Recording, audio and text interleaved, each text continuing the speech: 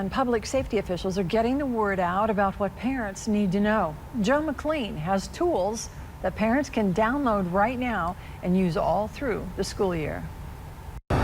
Most school districts have some sort of digital or mobile alert system, but public safety officials say those are only as strong as the amount of people that know about them and use them. The school community in St. Louis is still healing from last year's mass shooting at Central Visual Arts and Performing Arts High School.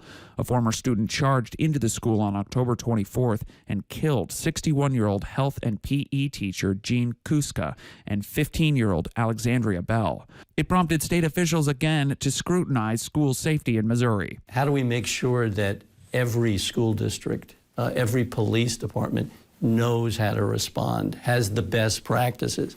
In the last year, the Department of Public Safety has worked with Missouri State University and with grant money from the Department of Justice to provide active shooter training to law enforcement agencies across the state. All new Missouri State troopers get 12 hours of active threat response training and yearly refreshers. The state also provides a mobile alert app, which streamlines the response in an emergency situation, from communicating with first responders, sharing information with parents, and coordinating pickups.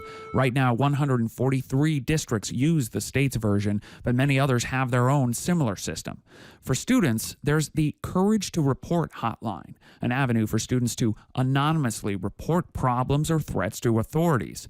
O'Connell said it's important that families know about these programs before they're needed and not after. The more that we can spread the word that these programs are available, the better that is. This summer, Governor Parson signed a bill that contained another $50 million in funding for more school safety grants.